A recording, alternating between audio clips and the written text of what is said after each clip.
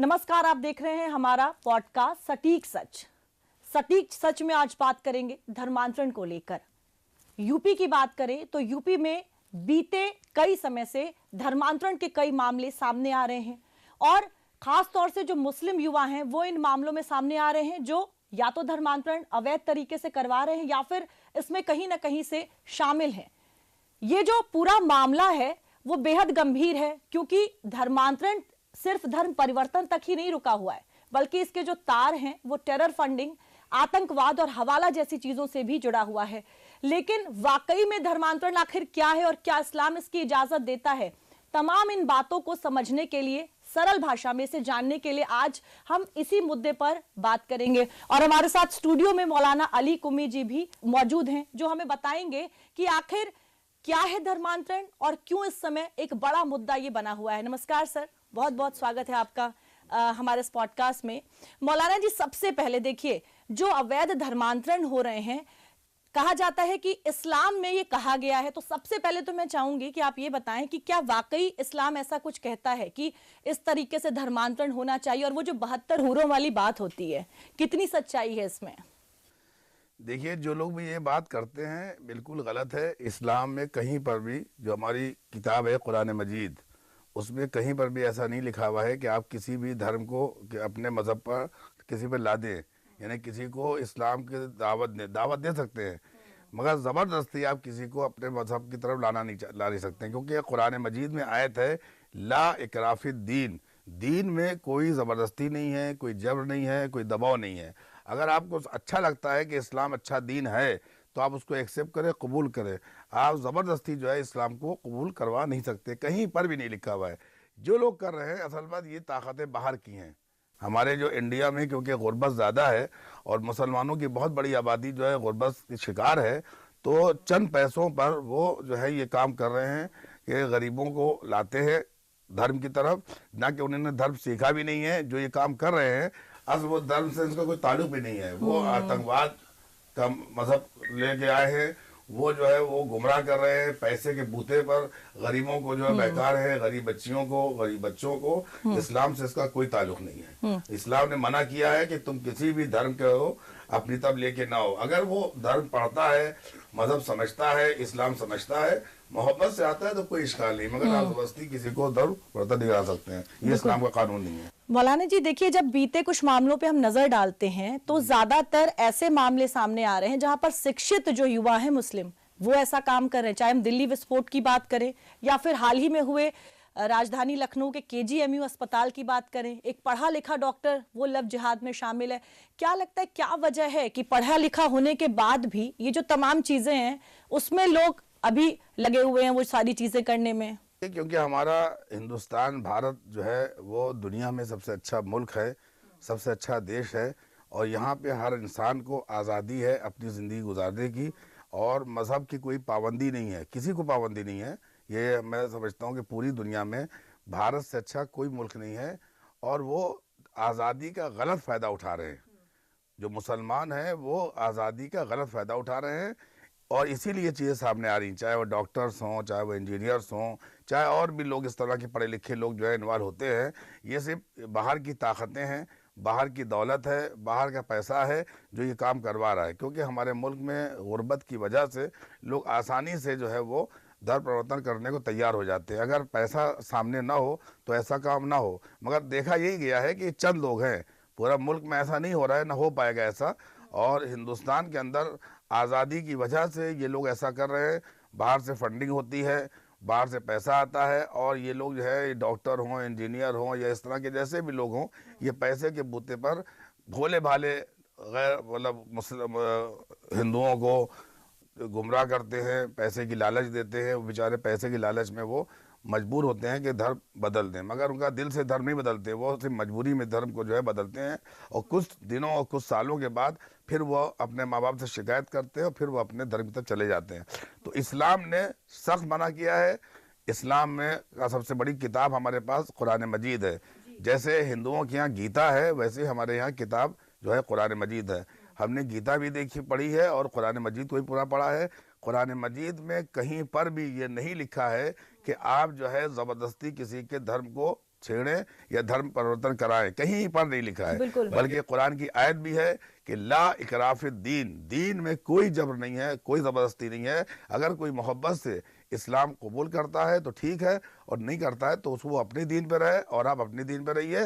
और यही हिंदुस्तान की खूबी है। और हम समझते हैं कि भारत में हम रहते हैं, हमें पूरी तरीके से आज़ादी है। और ख़ास तौर से जो भारत की सरकार है, इस वक्त हुकूमत जो है वो बहुत अच्छी सरकार चल रही है। न कोई जुल्म हो रहा है, न जाती हो रही है, न अगर गवर्नमेंट चाहे तो ये नहीं हो सकता है। हुकूमत ने आज़ादी का गलत फायदा उठा रहे हैं ऐसे मुसलमान जो धर्म परिवर्तन करवा रहे हैं, मैं ये समझता हूँ। देखिए, अभी आपने जिक्र किया मौलाना जी कि भारत ही एक ऐसा दुनिया का देश है जहां तमाम जो धर्म के लोग हैं अपने अपने धर्म को फॉलो करते हैं, आपस में मिलजुल कर रहते हैं। इसीलिए धर्मांतरण जैसे जो मुद्दे हैं, अवैध धर्मांतरण की जब हम बात करते हैं, एक बड़ा मुद्दा इसलिए बन जाता है क्योंकि इससे जो दो समुदाय हैं उनके बीच भी दूरियां पैदा होती हैं, और इसीलिए इसे एक बड़ी समस्या के तौर पर देखा भी जा रहा है।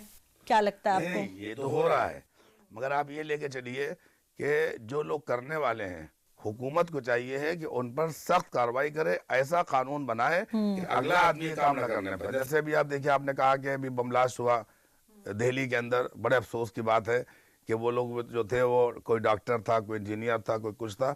हमारी समझ में ये नहीं आ रहा है कि ऐसे पढ़े लिखे लोग गुमराह हो रहे हैं कि जिनको गवर्नमेंट बाकायदा सपोर्ट कर रही है, गवर्नमेंट अच्छी तनख्वाह देती है, अच्छी पोस्ट पर है, अच्छी एजुकेशन हासिल कर चुके हैं।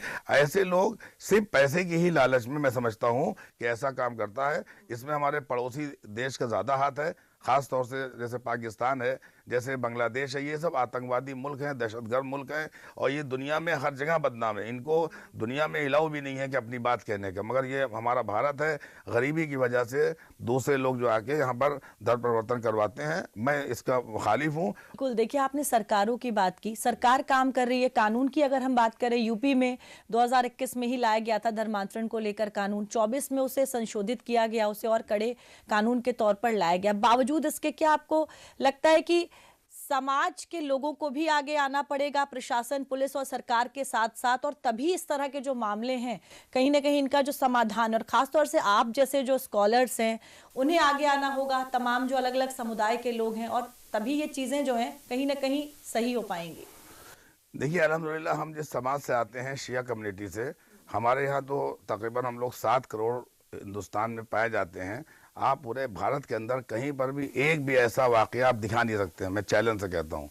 मगर हमारे बड़े भाई हैं मुसलमानों के, इनमें कई तबके हैं, कई फ़िरक़े हैं, हम्बली हैं, मालिकी हैं, शाफ़िई हैं, देवबंदी हैं, ये तमाम मज़हब के लोग हैं। और इनके यहाँ जहालत ज़्यादा है, जहालत की बिना पर ये यहाँ पर काम गुमराही करते हैं। और अल्हम्दुलिल्लाह यूपी गवर्नमेंट जब से योगी सरकार उत्तर प्रदेश में आई है, यकीन मानिए बहुत अच्छी सरकार भी चल रही है, और इस पर बाकायदा कंट्रोल भी किया गया है। यानी आप यकीन मानिए, जैसे पहले हम सुनते थे अखिलेश के ज़माने में या कांग्रेस के दौर में ये काम बहुत होता था, मगर योगी जी के सरकार ज़माने में ये सब काम नहीं हो पा रहा है। कहीं कहीं पे हो जाता है, कभी कभी अखबार में, टीवी में आता है, वो ज़्यादातर इस पर रोक लगी है। हाँ, ये आपने जो बात की, अच्छी बात कही कि इनके मुस्लिम धर्मगुरु जो हैं, जो इनके धर्मगुरु हैं, इनको चाहिए है कि अपनी कौम को समझाएं कि ऐसा काम ना करें जो हमारे देश का नाम बदनाम हो, हमारा मज़हब बदनाम हो, हम बदनाम हो। और मोहब्बत प्यार के बात करें, और मुसलमान मुसलमानों में शादी करें, हिंदू हिंदू में करें, प्यार मोहब्बत के साथ। अगर किसी को मोहब्बत करना है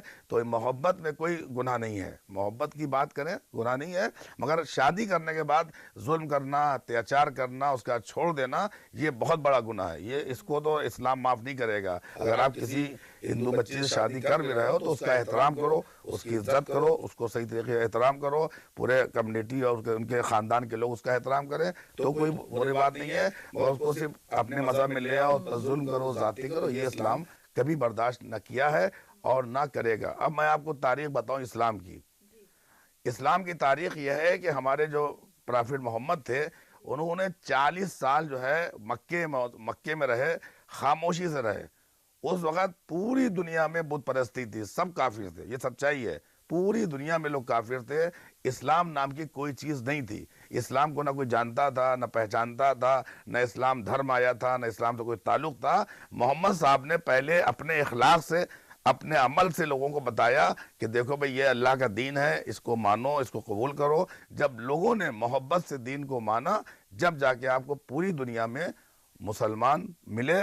इससे पहले पूरी दुनिया काफिर थी, या ईसाई थी, या यहूदी थी, मुसलमान लफ्ज़ कहीं पर नहीं था। ये मोहम्मद के अखलाक ने, रसूलुल्लाह के अखलाक ने ये चीज़ें पैदा की। सब बुत परस्त थे, सब बुतों को पूजते थे, सब बुतों के सामने मंदिर में सजदा करते थे, इबादत करते थे। ये इस्लाम की सच्ची और अच्छी तारीख है। हो सकता है लोगों को बुरा लगे, और हमने आपके सामने सच्ची बता दी बात। उसके बाद इस्लाम फैला, मोहब्बत के साथ, इखलाक के साथ, प्यार के साथ, जब जाके लोग मुसलमान पाए गए, मुसलमान हुए। और मुसलमान का इस्लाम में यह है कि किसी को अजियत ना पहुंचाओ, किसी को तकलीफ ना दो, किसी मज़हब को बुरा ना कहो। हर मज़हब अपनी जगह पे सही है। जो हिंदू हो तो उसका मज़हब सही है, क्रिश्चियन हो उसका मज़हब सही है।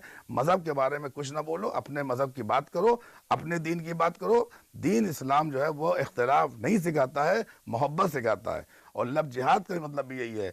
लफ्ज़ जिहाद करना ये अच्छी बात नहीं है। प्यार जो है अच्छी चीज़ है, कुरान में है प्यार, मगर प्यार गलत ना करो, किसी पर जुल्म ना करो, जाती ना करो। और लफ्ज़ जिहाद जो है, जालिमों से जिहाद करो, जो हमारे मुल्क के दुश्मन हैं उनसे जिहाद करो। हमारा मुल्क दुश्मन पाकिस्तान है, बांग्लादेश है, ये हमारे दुश्मन थे, हैं। इनके मुकाबिल में आना जो है वो है लफ्ज़ जिहाद करना। इसे जिहाद कहते हैं। जिहाद करना प्यार मोहब्बत को नहीं कहते। गलत तरीके से प्यार मोहब्बत करके इसका नाम दो लफ्ज़ जिहाद, गलत है बिल्कुल ही। और इस्लाम अमन, मोहब्बत, भाईचारे का मज़हब है। हिंदुओं को अपने गले लगाओ, जिस मुल्क में रहते हो इस मुल्क से वफादारी करो। तुम्हारे भाई हैं, तुम्हारे साथी हैं। तुम्हारी ना मदद अमेरिका करेगा, ना तुम्हारी मदद इसराइल करेगा, ना तुम्हारी ईरान करेगा, ना सऊदी अरब करेगा, ना कुवैत करेगा। दुनिया में कोई मुल्क नहीं करेगा। तुम्हारा मुल्क भारत है, भारत के लोग तुम्हारी मदद भी करेंगे। अच्छी एजुकेशन अपने बच्चों को दो, अच्छी तालीम दो, तुमको जो है नौकरियां मिलेंगी, अच्छी जगह मिलेगी। दुनिया में जितनी तरक्की हिंदुस्तान मुल्क में हुई है और किसी मुल्क में तरक्की नहीं देखी जा सकती है। बिल्कुल। अच्छा मौलाना जी, ये बताएं कि क्या आपको लगता है कि जो युवा वर्ग है, चाहे हम किसी भी धर्म की बात करें, और खासतौर से ऐसे मामलों में उनको जागरूक करने की ज़रूरत है, उनको ये बताने की ज़रूरत है कि भाई इस तरह की जो चीज़ें हैं वो गलत हैं, इन चीज़ों में वो ना पढ़ें? नहीं, ये तो बिल्कुल बताना भी चाहिए है। और उलमा को चाहिए है, दानिश्वरों को चाहिए है, मदारिस में जो मौलवी पढ़ा रहे हैं उनको चाहिए है कि अच्छा लोगों को, बच्चों को, नौजवानों को बताएं कि देखो किसी मज़हब से छेड़छाड़ ना करो, किसी बच्ची के ऊपर जुल्म ज़्यादती ना करो, प्यार मोहब्बत से रहो। जब तुम्हारी उम्र शादी की आए तो माँ बाप से कहो वो शादी ब्याह करें। इस तरह से किसी लड़की को ले जाना, उसको परेशान करना या गुमराह करना या ज़बरदस्ती उसको मज़हब कबूल करवाना, ये इस्लाम की तारीख नहीं रही है। इस्लाम इससे बदनाम होता है। जैसे पाकिस्तान में इस्लाम बदनाम है, जैसे और मुल्कों में इस्लाम बदनाम है। तुम अपने मुल्क में इस्लाम को बदनाम ना करो। इस मुल्क में रह रहे हो, अच्छे नागरिक बन के रहो, अच्छे देशवासी बन के रहो, भारत से मोहब्बत करो, इस ज़मीन से मोहब्बत करो जहाँ रहते हो। यही पैगंबर साहब का पैगाम भी है कि जिस मुल्क में रहो उस मुल्क से मोहब्बत करना इबादत है। हम इसीलिए हमेशा कहते हैं कि भारतवर्ष जो है, हम जिस भारत में रहते हैं, ना हम ईरान की तारीफ करते हैं, ना सऊदी की तारीफ करते हैं, हम अपने भारत की तारीफ करते हैं। दुनिया में जहाँ भी जाते हैं हम अपने हिंदुस्तान की तारीफ भी करते हैं, और लोग हिंदुस्तान को अच्छा भी समझते हैं। दुनिया में किसी भी कंट्री में जाइए, हिंदुस्तान से अच्छा मुल्क कोई भी मुल्क नहीं है, चाहे वो खुद इस्लामी मुल्क क्यों ना हो। हिंदुस्तान में प्यार मोहब्बत है, और यहाँ के लोग बहुत मोहब्बती हैं, प्यार से रहते हैं, सच्चाई से रहते हैं, अच्छाई से रहते हैं। तालीम के लिए, तालीम सबके लिए आम है। अगर हुकूमत कोई स्कीम बनाती है तो हुकूमत स्कीम बनाती है सबके लिए। मकान देगी तो सबको देगी, तालीम देगी तो सबको देगी, नौकरियां हैं तो सबके लिए हैं। जब तुम पढ़ लिख जाओगे तो नौकरी तो मिल ही जाएगी। जब तुम ऐसे खुराफात पढ़ोगे, दूसरे मुल्क के फंडिंग की वजह से तुम्हारे बच्चे गुमराह हो रहे हैं, अपने बच्चों को सुधारो, अच्छी तालीम दो, अच्छी तरबियत दो, मुल्क की तरक्की के लिए काम करो, भारत का नाम रोशन करो। आज देखिए अभी अब्दुल कलाम ने पूरी दुनिया में भारत का नाम रोशन किया, नहीं किया। डॉक्टर जाकिर हुसैन ने पूरी दुनिया में भारत का नाम रोशन किया, नहीं किया। जो लोग कहते हैं कि अच्छे ओहदे नहीं मिलते हैं, अम्मार रिजवी साहब मिनिस्टर थे, सिफ्त रईस साहब गवर्नर भी थे, रक्षा मंत्री भी थे। ऐसा नहीं, यहाँ तासुब नहीं है। आप देखें लोकसभा में सब प्यार मोहब्बत के साथ रहते नहीं रहते हैं, मुसलमान भी हैं, तमाम लोग हैं। ये हमारा देश सबसे अच्छा देश है जिसमें रहते हो। शुक्र अदा करो कि तुम भारत में रहते हो। मैं मुसलमानों से कहूँगा, शुक्र अदा करो कि तुम भारत में रहते हो, आज़ाद रहते हो। अगर तुम किसी और मुल्क में रहते तो तुमको आवाज़ बोलने के भी हक नहीं है। किसी मुसलमान को किसी भी कंट्री में हक नहीं बोलने का। ये सिर्फ भारतवर्ष है कि जहाँ तुम बोल भी सकते हो, अपनी बात कह भी सकते हो, अपनी मांग भी सकते हो, तुम यहाँ पे एहतजाज भी करते हो, कोई रोकता नहीं है। मगर यह है कि तुम अपनी कौम को, मैं मौलवियों से कहूँगा, धर्मगुरुओं से कहूँगा कि नौजवानों को अच्छी तालीम दें, अच्छी तरबियत दें, और इस्लाम को बदनाम ना करने दें। इस्लाम बदनाम होता है, करता एक आदमी है, बदनाम सब मुसलमान होते हैं। इसलिए सारे मौलवियों को चाहिए मिलकर इस काम को अंजाम दें।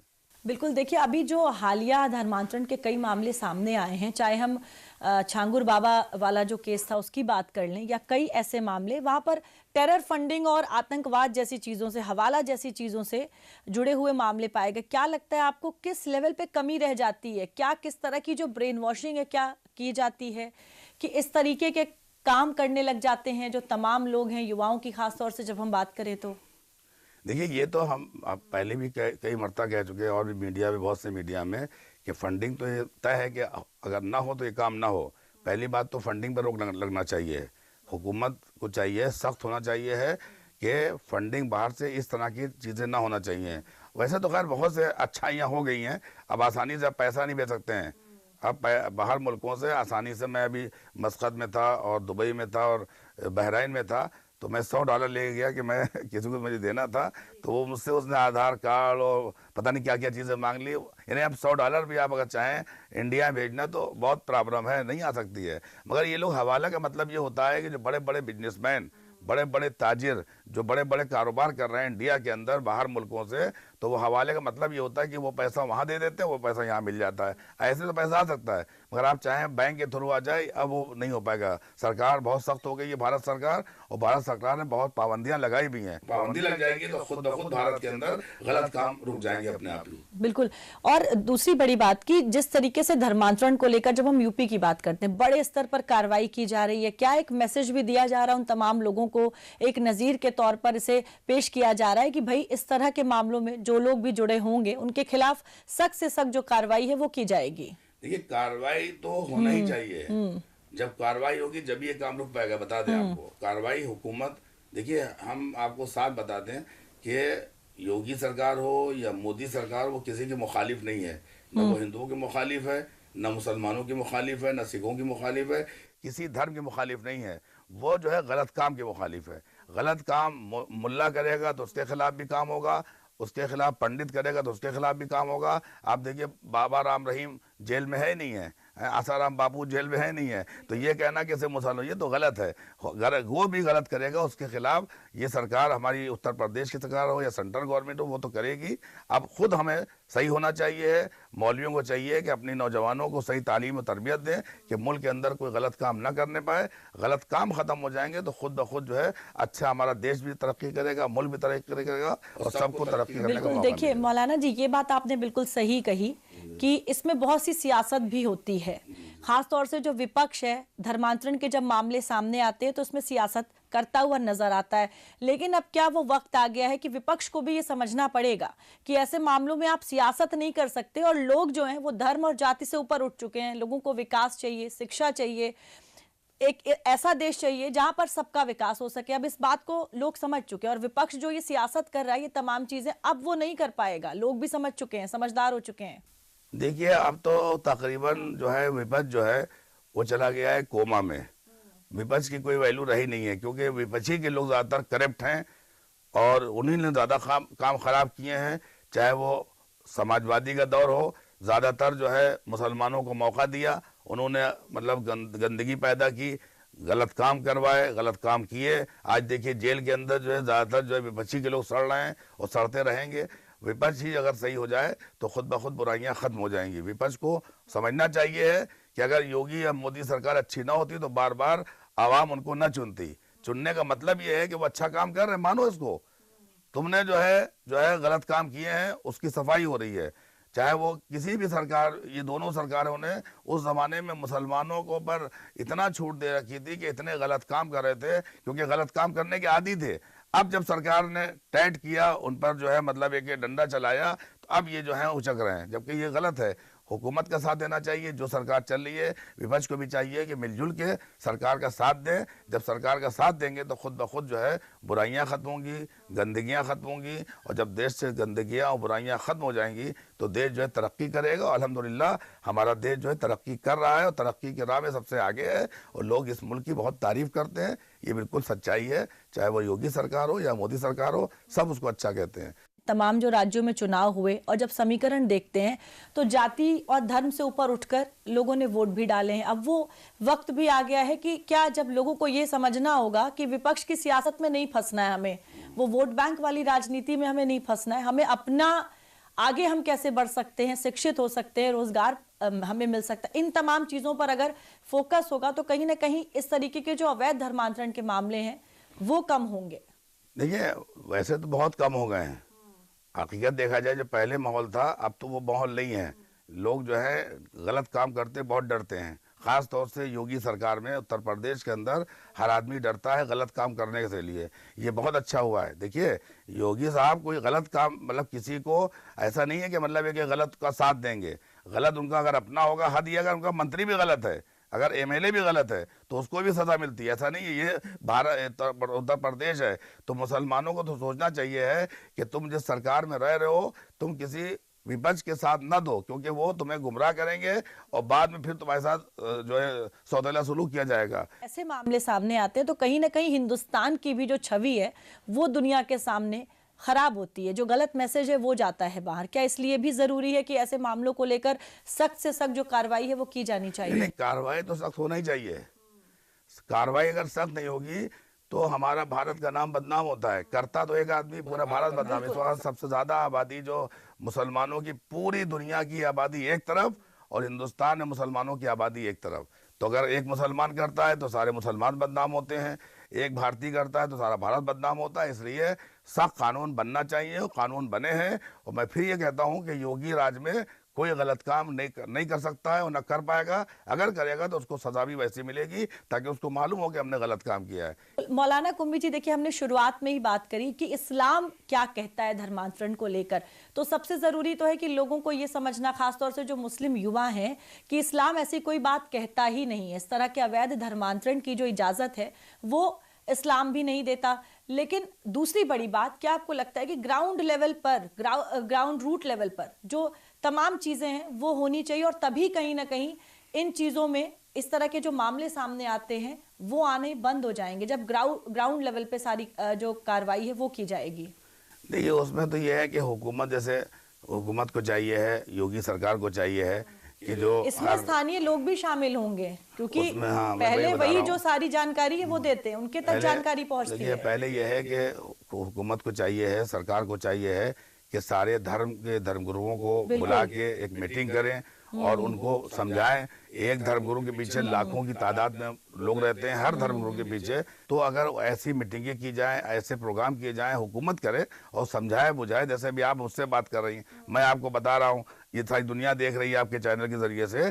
तो वैसे ही और भी धर्मगुरु हैं, हम तो बहुत छोटे से हैं, बहुत बड़े बड़े धर्मगुरु पाए जाते हैं हिंदुस्तान के अंदर। नदवा है, दो बंद है, बहुत बड़े बड़े उलमा, सबको बुला के बात करें। मैं समझता हूँ कि इस तरह से हो सकता है कि मसले का हल भी हो और लोग गलत काम करने से दूर हो। हाल ही में देखिए नुसरत बलोच जो बॉलीवुड की एक्ट्रेस हैं, वो उज्जैन महाकाल दर्शन के लिए चली गई, तो उसको लेकर मौलाना शहाबुद्दीन ने एक बड़ा बयान दे दिया कि उन्होंने पाप किया है। क्या आपको लगता है इस तरह के जो बयान है वो जायज हैं देना? एक धर्मगुरु होने के नाते आप इस तरह का अगर बयान देते हैं तो? मैं तो कहता हूँ कि सारे मुसलमानों को चाहिए है कि जाए वहाँ पर, जैसे तो दूसरे मजहब के लोग हिंदू जा रहे हैं वैसे आप भी जाइए। आप जाइए वहाँ, जो आपके पाप हैं, ज़ाहिर है मुसलमान कोई धुले हुए तो नहीं है ना, वो भी तो पापी, मुसलमान भी तो पापी है, वो भी जाए। अगर मुझे मौका मिला और मुझे सहूलियत मिली तो मैं भी जाऊँगा। मैं तो डरता हूँ मजमे से जाने से, अगर मजमा ना हो तो मैं खुद जाऊँ, कोई बुरी बात नहीं है। मिलजुल के जो है त्यौहार मनाएं, मिलजुल के साथ रहें। बहुत से ऐसे मौलाना और धर्मगुरु जो फतवा जारी कर देते हैं इस तरह की चीजों पर, लेकिन वो भूल जाते हैं कि तमाम लाखों ऐसे हिंदू हैं जो अजमेर शरीफ जाते हैं, लखनऊ के ही देवा शरीफ, मुसलमानों से ज्यादा हिंदू वहां पर पहुंचते हैं, मन्नतें मांगते हैं। तो इन बातों को समझने की भी जरूरत है कि सभी धर्म आपको एक ही पाठ पढ़ाते हैं, शांति का, सौहार्द का। इन बातों को भी क्या समझने की जरूरत है? देखिए आपने बात जो कही, आप देखिए मुहर्रम है, पूरे हिंदुस्तान में मुहर्रम मनाया जाता है। पूरे मुसलमानों ज़्यादा हिंदू मुहर्रम मनाते हैं, ताज़ियादारी करते हैं, गम मनाते हैं। आप देखिए अजमेर शरीफ में हमारे मुल्क के वज़ीर आज़म नरेंद्र मोदी जी भी चादर हर साल भेजते हैं, और बड़े बड़े जो लोग हैं वो भी चादर भेजते हैं। क्यों भेजते हैं? क्योंकि वो आस्था का मरकज़ है। तो हिंदुओं की भी एक अपनी आस्था है, आप उसको माने।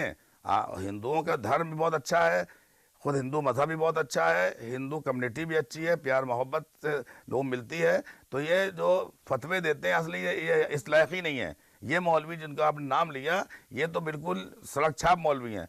हमने मजहब सीखा, इंसानियत का मजहब, सब मिलजुल कर रहें, यही मजहब अच्छा है। हिंदू मुसलमान के साथ रहे, मुसलमान हिंदू के साथ रहे, इस मुल्क की यही खूबी थी और यही खूबी रहेगी हमेशा के लिए। बहुत बहुत धन्यवाद मौलाना अली हुसैन कुमी जी हमारे साथ बातचीत के लिए। शुक्रिया। तो आज हमारे सटीक सच में हमने समझने की कोशिश की कि धर्मांतरण को लेकर जो बवाल मचा हुआ है आखिर क्या है, इस्लाम इसके बारे में क्या कुछ कहता है, लेकिन इस बड़ी समस्या से किस तरह से इससे जो छुटकारा है वो पाया जा सकता है, कैसे इस समस्या को दूर किया जा सकता है। तमाम पहलुओं पर बात की। हमारे साथ मौलाना अली हुसैन कुमी जी थे, कई मुद्दों पर उन्होंने हमसे बातचीत की। अगले एपिसोड में किसी नए मुद्दे पर आपसे फिर मुलाकात करेंगे। तब तक के लिए आप देखते रहिए DD UP।